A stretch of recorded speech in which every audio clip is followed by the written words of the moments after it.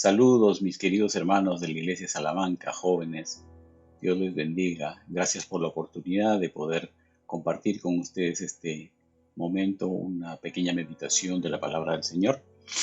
Me pidieron que toque el Salmo 84:5. Bienaventurado el hombre que tiene en ti sus fuerzas, en cuyo corazón están tus caminos. Es una hermosa frase, es muy bonita, aún tomándola así como está, es una frase muy poderosa. Pero en realidad ninguna palabra que nosotros encontramos en la palabra de Dios está en el vacío, ¿no? Todas las palabras de la Biblia tienen un contexto, tienen una historia, tienen un trasfondo. ¿Quién lo dijo? ¿A quién se lo dijo? Muchas veces le da un significado especial, más rico a la frase. Y probablemente, siendo que escuché que otras personas también están tocando algunos versículos del Salmo 84, probablemente alguien ya haya mencionado que el Salmo 84 no es pues un salmo de David, aunque nosotros normalmente consideramos los salmos como escritos por David. El Salmo 84 al Salmo 89 están en el tercer libro de los Salmos y son salmos que fueron escritos por los hijos de Coré. En la mayor parte de las Biblias tiene ahí un titulito que dice Salmo de los hijos de Coré. Y por ser un salmo de los hijos de Coré, creo que es importante que inspeccionemos un poquito, recordemos la historia de Coré y de los hijos de Coré. Coré era un levita. Nosotros sabemos que de los 12 hijos de Jacob, Dios escogió a la tribu de los levitas para que ellos sean una tribu muy especial. De entre los hijos de Leví, de los descendientes de Leví, había una familia muy especial también, que era la familia de Aarón. Y de los descendientes de Aarón, entonces salen todos los sacerdotes. De los descendientes de Jacob, entonces que se dividen en 12 hijos, 12 tribus. Cada una de las tribus, dentro de las 12 tribus está Leví, uno de los hijos. De la tribu de Leví, todos los de la tribu de Leví son levitas, que estaban encargados del oficio de cuidar la casa de Dios, el tabernáculo y el templo. Pero entre la familia Leví había una familia especial, Aarón y sus hijos, todos ellos eran los sacerdotes. Entonces, para ser sacerdote uno no iba a estudiar, no iba a la escuela, no podía cualquiera decir simplemente yo quiero ser sacerdote, tenía que ser descendiente de la familia de Aarón. Y para ser levita uno tenía que ser descendiente de Leví. Coré era un levita y como levita pues él era responsable específicamente, cada levita tenía sus responsabilidades en el trabajo del ministerio. La responsabilidad de Coré específicamente era transportar el arca. Entonces él había sido encargado de llevar el arca de un lugar a otro, el arca y sus utensilios. Y también tenían la responsabilidad de cuidar las entradas al santuario. Ustedes saben que no todas las personas podían entrar al santuario, las entradas al santuario eran prohibidas, sino solamente los sacerdotes podían entrar al santuario. Y entonces las personas que se encargaban de cuidar eran precisamente, uno de ellos era Coré. Sin embargo, Coré en algún momento siente que Moisés se cree muy especial. Y entonces Coré se junta con un grupo de personas, 250 personas, y planifican una sedición, planifican una rebelión. Y se presentan delante de Moisés y le dicen, ¿quién te crees tú, Moisés? ¿Que solamente contigo habla Dios? ¿Que solamente tú eres santo? No, todos somos santos, todos los levitas tenemos el mismo Dios que tú, tenemos el mismo espíritu que tú, tenemos el mismo poder que tú. Y por lo tanto, él envalentonado, que Moisés era un solo hombre y él había juntado su ejército de 250 personas para tomar el poder por la fuerza, se subleva contra Moisés y le reclama, si todos somos santos, tú no tienes por qué estar por encima de todos, nadie te ha puesto en ese puesto. Y en el libro de Números, capítulo 26, versículo 9, vemos que dice, y los hijos de Eliab, Nemuel, Datán y Abiram, estos Datán y Abiram fueron los del consejo de la congregación que se rebelaron contra Moisés y Aarón con el grupo de Coré. Cuando se rebelaron contra Jehová y la tierra abrió su boca y lo tragó a ellos y a Coré. Cuando aquel grupo murió, cuando consumió el fuego a 250 varones para servir de escarmiento.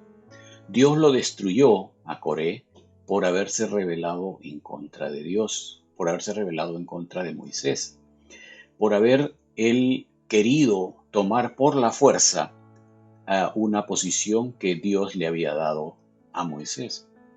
Sin embargo, el versículo 10 del capítulo 26 de Números dice: mas los hijos de Coré no murieron. Es decir, por su pecado murió él. Él se rebeló contra Dios y contra Moisés, pero sus hijos sobrevivieron.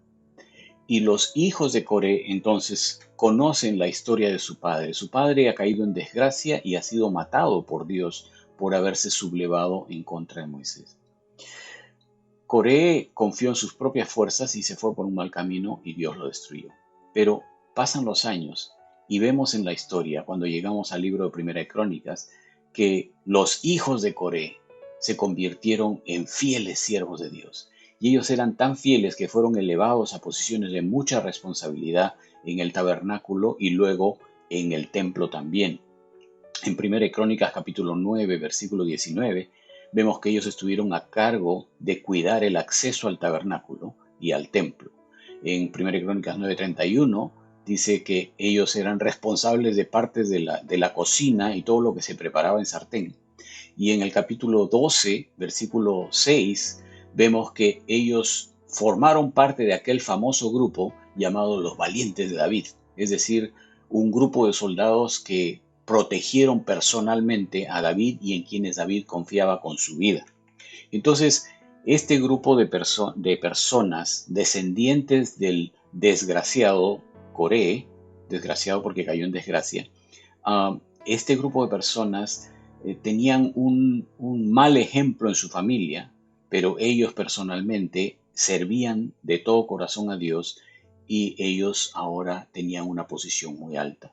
Entre unos de los descendientes entonces de Coré sobresale un hombre por el nombre de Emán. Y Emán es uno de los cantores principales de Israel. Es posible, cuando dice que los hijos de Coré escribieron este salmo, que Emán haya tenido algo que ver con esto, ¿no? Dice: bienaventurado el hombre que tiene en ti sus fuerzas, en cuyo corazón están tus caminos. Coré, su padre, había confiado en sus propias fuerzas y los caminos de Dios no estaban en su corazón. Y tal vez ustedes conozcan, no tal vez, seguramente conocen muy bien la historia, la parábola del buen padre, ¿no? Esa parábola del buen padre conocida como la parábola del hijo pródigo.